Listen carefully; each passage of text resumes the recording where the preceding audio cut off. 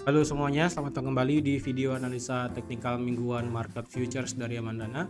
Di sini seperti biasa akan ada 4 instrumen, yaitu yang pertama ada Dow Jones, Nasdaq, lalu ada oil, dan selanjutnya daripada dolar itu sendiri. Yang berlaku di minggu ini yaitu dari tanggal 14 sampai 18. Seperti biasa, jika teman-teman suka dengan videonya, teman-teman jangan lupa like dulu videonya, subscribe bagi yang belum subscribe, hidupkan lonceng dan di-share ke teman-teman yang lain yang sekiranya menemukan analisa teknikal mingguan di market futures pada minggu ini, yaitu pada Dow Jones, lalu ada Nasdaq, lalu ada US Oil, dan tentunya ada di indeks dolar itu sendiri. Oke, langsung aja kita ke analisa kita yang pertama. Jadi yang pertama kita akan ke Nasdaq, ke Dow Jones dulu ya. Jadi kemarin seperti yang sudah saya sarankan untuk ambil posisi sell ketika di area ini ya. Dan kemarin itu sebenarnya sempat profit ya, lumayan ini profitnya dari sini. Kalau dilihat kemarin itu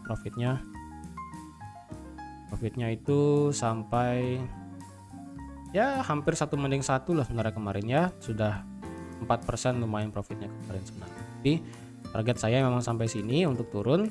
Kenapa? Ya sama seperti analisa gold yang sudah saya berikan juga di sini. Untuk di Nasdaq, di Dow Jones ya, market structure itu masih bearish ya. Di monthly,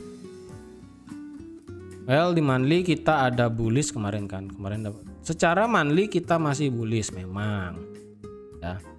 Dan apakah kita bisa berpotensi dalam artian apakah kita bisa mengharapkan harga itu untuk bergerak bullish untuk saat ini? Untuk saat ini saya belum melihat tanda-tanda bullish, walaupun secara weekly di sini harga sudah mulai naik. Tapi kalau saya pribadi ya, saya pakai time frame weekly. Karena apa? Karena market structure di sini sudah bagus ya, sudah bagus. Ya terlihat dengan jelas yang mana lower low, yang mana lower high, seperti itu ya. Jadi selama harga daripada Dow Jones itu tidak membreak harga 34.257, maka pandangan saya saat ini masih bearish. Karena mengapa? Karena di sini dia sudah membuat new lower low, tinggal dia membuat new lower high. Lagi satu, kalaupun dia bisa ngebreak 34.257, konfirmasi kalau dia sudah membuat new lower high, higher high dan higher low itu belum ada. Karena saat ini harga langsung bergerak naik ya. Harga langsung bergerak naik tanpa adanya koreksi dari tanggal 3 Oktober kemarin. Ya, bisa dibilang 1 bulan itu harga dari Dow Jones itu bergerak naik. Koreksinya pun cuma 1 candle kecil ini aja, seperti itu. Jikapun harga daripada Dow Jones di sini ketika dia ngebreak 34.257 dan ketika dia itu bisa ngebreak dan koreksi, dan ketika koreksinya itu tidak lebih daripada harga 32.000, maka otomatis dia sudah membuat yang namanya new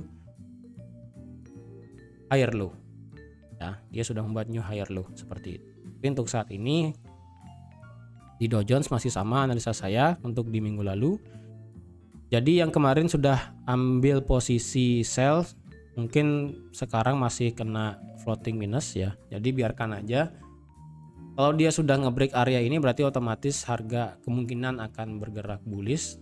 Berarti kita akan bisa ambil posisi buy ketika dia turun nanti. Tapi selama harga tidak ngebreak area ini, ya sudah biarkan saja tradingan seperti ini ya. Jadi itu untuk Dow Jones, harga masih segitu-segitu aja ya, masih tertahan di area ini.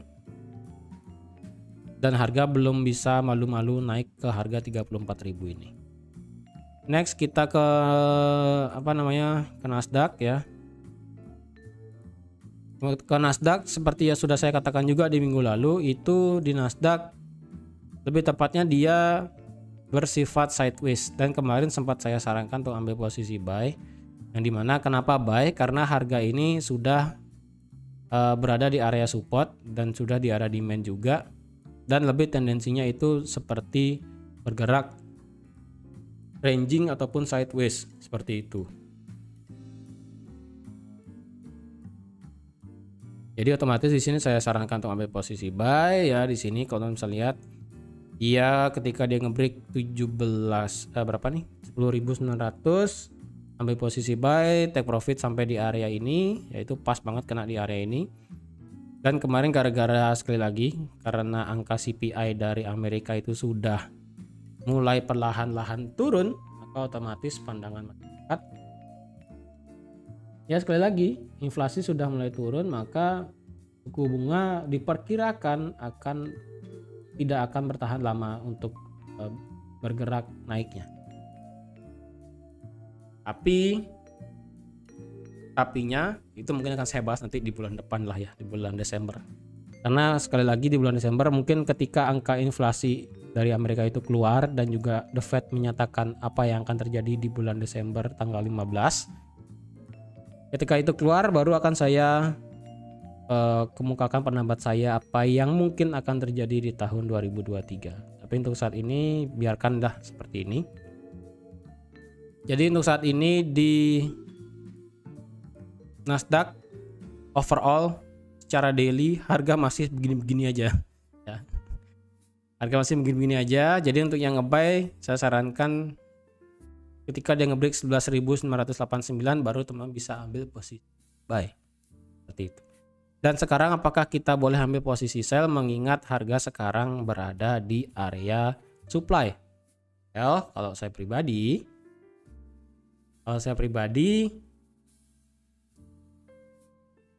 kalau dilihat dari areanya,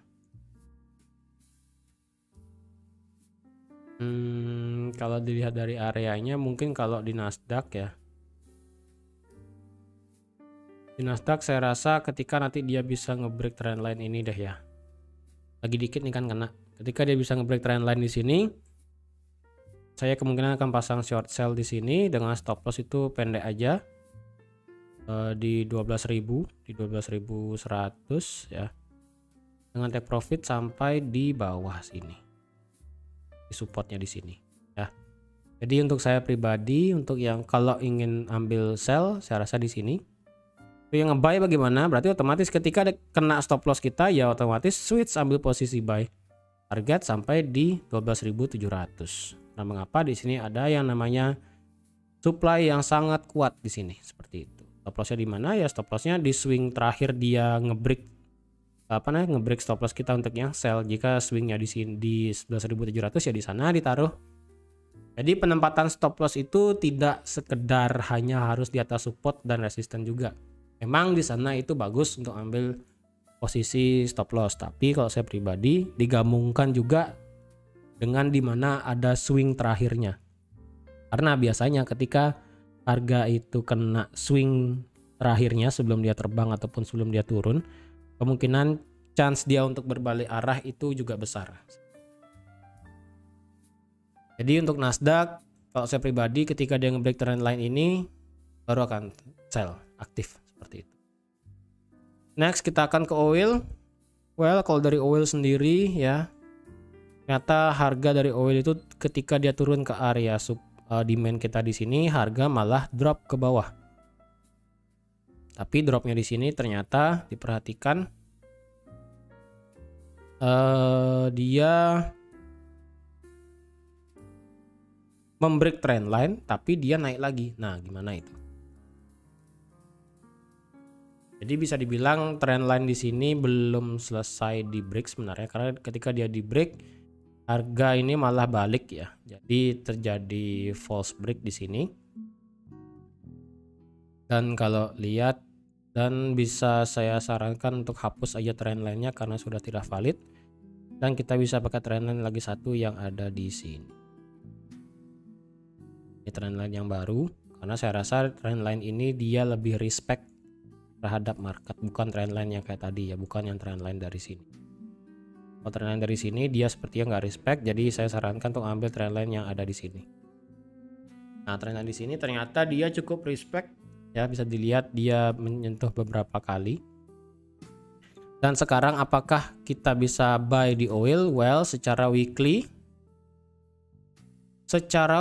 kita belum bisa mengatakan ambil posisi buy karena di sini ada satu level area penting ya, yang susah untuk di break oleh market.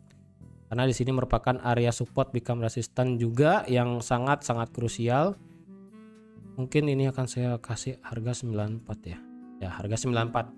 Harga 94 dolar per barel. Karena kalau dilihat di sini ketika harga kena di 94 retest, ketika dia ngebreak dan turun lagi, harga langsung terbang pada saat tanggal 28 Februari. Dan ketika pun dia turunnya pun juga tertahan di area 94 dolar per barel ya, dan sampai disentuh 1 2 3 kali ya. Disentuh 3 kali, harga kemudian terbang lagi, dan ketika dia ngedrop di bawah 94, harga kemudian ketika break harga 94 di retest, kemudian dia turun lagi, otomatis harga 94 dolar per barel menjadi area yang penting bagi US oil untuk saat ini.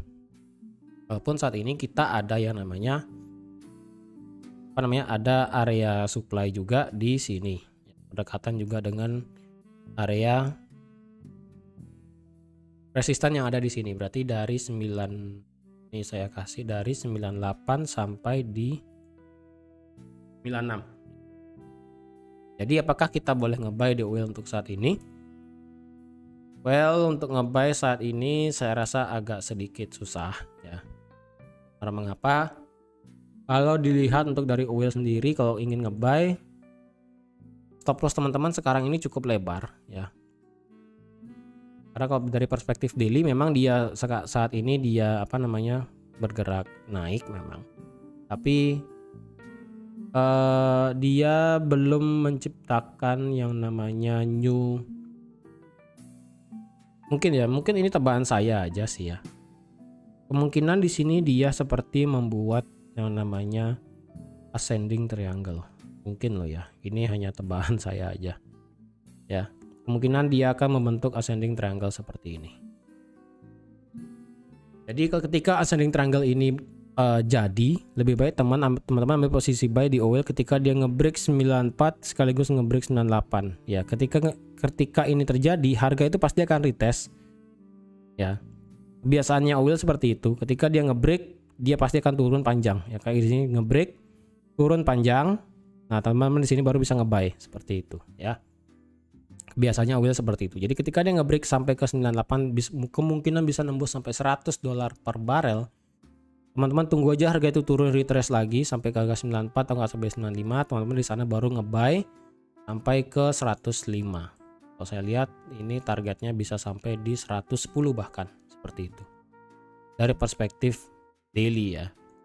Kalau yang scalping dikit-dikit aja, kalau ngebuy sekarang saya rasa tidak worth it ya. Jadi untuk yang ngebuy di time frame H1 dan H4, saya lebih sarankan teman-teman ngebuy di harga 86 di area ini untuk ambil posisi buy,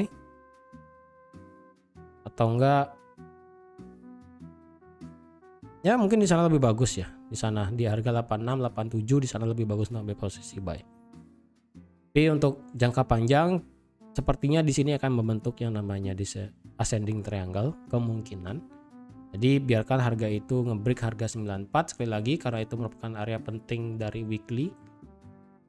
Ketika itu di break maka otomatis harga akan bisa terbang. Oke. Lanjut kita ke indeks dolar. Well, bagaimana nih indeks dolar ya kan? Apakah indeks dolar sekarang sudah mulai bullish? Apakah indeks dolar sekarang mulai bearish? Apakah indeks dolar sudah kehilangan momentumnya untuk saat ini? Kalau saya boleh kasih jawaban, apakah sekarang indeks dolar mulai kehilangan bullishnya? Untuk saat ini belum. Ya, apakah sudah mulai bergerak bearish? Saya rasa belum. Tapi apakah indeks dolar kehilangan momentumnya dalam keadaan bullish? Iya. Nah, mengapa? Seperti yang saya sarankan kemarin, ternyata harga itu bisa turun gara-gara ada inflasi itu, ya, harga langsung drop sejauh yang sangat luar biasa. Ya, dia bahkan ngebreak trendline kita yang kedua, ya. Trendline kedua kita bahkan di break, ya, yang otomatis di sini menjadi area supply bagi indeks dolar. Dan kalau kita lihat indeks dolar sekarang berada di area daily.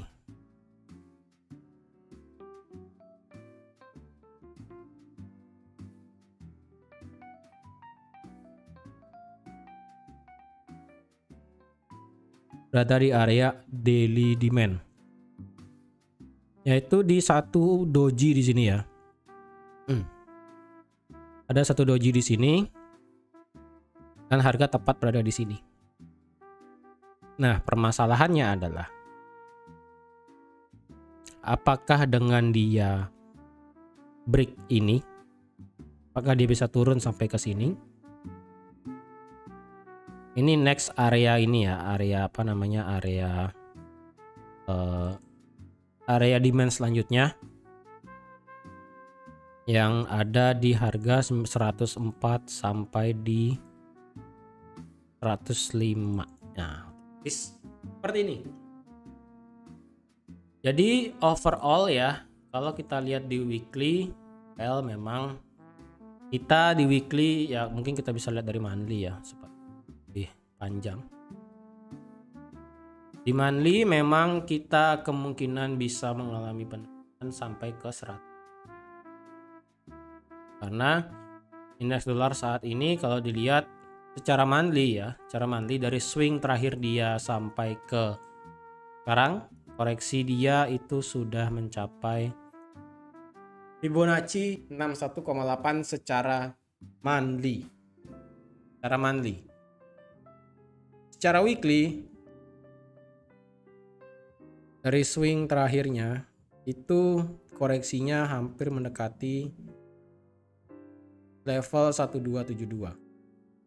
Tapi secara monthly kita ada di golden ratio untuk saat ini, untuk di indeks dolar ya, di 618. Jadi otomatis walaupun dia turun dari golden rasionya, kita masih tertahan di Fibonacci 76,8, yaitu yang tadi di area daily dari 105,232 sampai di 104,617. Well, untuk saat ini kita ada area supply aja ya. Di sini ada area supply dari indeks dolar, yaitu dari 109 sampai 110. Jika 109-110 ini di break, maka otomatis harga akan mencari supply selanjutnya, yaitu yang ada di harga ini. Nah, di harga 112 sampai di 111. Sama seperti yang sudah saya katakan juga di Nasdaq ya. Ketika nanti di bulan Desember baru akan saya berikan pandangan saya apa yang akan terjadi di tahun 2023. Tapi untuk saat ini biarkan harga seperti ini. Apakah, pertanyaannya, apakah sekarang dolar bisa bullish lagi? Well, kalau dilihat penurunan daripada indeks dolar kemarin ya, sebenarnya penurunan indeks dolar kemarin itu bisa dikatakan tidak terlalu besar. Bisa saya katakan itu penurunan indeks dolar itu terjadi seperti kompresi ya. Jadi kalau teman-teman di sini ada yang tahu kompresi, mungkin teman-teman melihat chart ini seperti kompresi, yang dimana harga ini turunnya itu tidak apa ya bahasanya, tidak besar-besar turunnya ya. Ini menandakan bahwa sentimen masyarakat itu hanya terpaku terhadap news untuk di indeks dolar. Ini terbukti dengan beberapa kali, misalnya kayak di sini pada saat news inflasi harga langsung gede turun candle ya kan, candle besar, tapi setelah itu harga selanjutnya sebenarnya kecil-kecil di sini, kecil. Secara candle H1 ini tidak begitu besar sebenarnya, kecil-kecil, hijau merah hijau merah hijau lagi, merah hijau lagi. Dia tuh turunnya bukan bukan bagus kayak gini. Nah, kalau turun kayak gini sehat dia gininya penurunannya. Tapi masalahnya turunnya indeks dolar tuh gini ya, kayak apa? Dia begini lagi begini. Kayak apa ya? Kayak kayak kompresi kayak gini begini, naik lagi kecil. Jadi naiknya tuh ya turunnya tuh kayak nggak niat turunnya, tapi memang dibawa turun tapi turunnya nggak niat seperti itu. Tapi apakah indeks dolar sekarang akan di minggu ini bisa dibilang apakah akan ada kenaikan? Well, secara di minggu ini untuk yang mendorong indeks dolar itu bisa naik hanya pada saat di hari Selasa dan di hari Kamis. Dari hari Rabu ya. Selasa, Rabu, Kamis. Jadi ketika hasil daripada semua berita di indeks dolar hasilnya positif, maka otomatis indeks dolar akan mengalami kenaikan. Karena untuk saat ini kenaikan indeks dolar itu hanya terpaku terhadap news yang akan terjadi. Jadi news indeks dolar itu akan terjadi di hari Selasa, Rabu, Kamis. Seperti itu ya. Jadi selama dari hari Selasa, Rabu, Kamis kita akan melihat pergerakan indeks dolar yang lebih kelihatan. Karena untuk di hari Senin kita tidak ada berita apapun ya. Mungkin dari hari Selasa baru kita akan melihat apakah area ini di daily ini apakah akan terjadi breakout ke bawah atau tidak. Seperti itu ya. Bahkan di H1 di H4 pun kita nggak ada apa-apa di atas. Jadi otomatis ketika dia bisa ngebreak 107 kemungkinan harga bisa langsung terbang sampai ke 110 kayak seperti itu. Dan indeks dolar kemungkinan akan bisa bergerak bullish lagi. Tapi lebih tepatnya saya akan menunggu keputusan The Fed di bulan depan Desember 2022 tanggal 15 ya. Jadi lebih baik menunggu pada saat itu supaya lebih clear dan lebih jelas bagaimana pergerakan indeks dolar. Well, jadi sekian aja teman-teman untuk analisa pada minggu ini market futures ya. Sudah ada Dow Jones, sudah ada Nasdaq, sudah ada oil juga, dan sudah ada indeks dolar juga. Dan semoga apa yang sudah saya sampaikan di sini dapat bermanfaat bagi teman-teman semua. Jadi sekali lagi disclaimer, semua video analisa yang saya berikan di sini saya minta tolong jangan langsung ditelan mentah-mentah karena setiap orang pasti punya pendapatnya masing-masing. Jika apa yang sudah saya analisakan ini tidak sependapat dengan analisa teman-teman, sudah tidak apa-apa. Tapi jika teman-teman menggunakan video analisa saya ini hanya sebagai referensi saja dan sebagai contoh untuk bagaimana untuk belajar, tidak apa-apa juga ya. Yang penting jika teman-teman trading harap diperhatikan lotnya berapa dengan menggunakan money management baik, dan juga dengan diperketat juga dengan stop loss yang benar seperti itu supaya tradingan teman-teman itu tidak sembrono ya. Jadi sekian aja untuk analisa market futures pada minggu ini.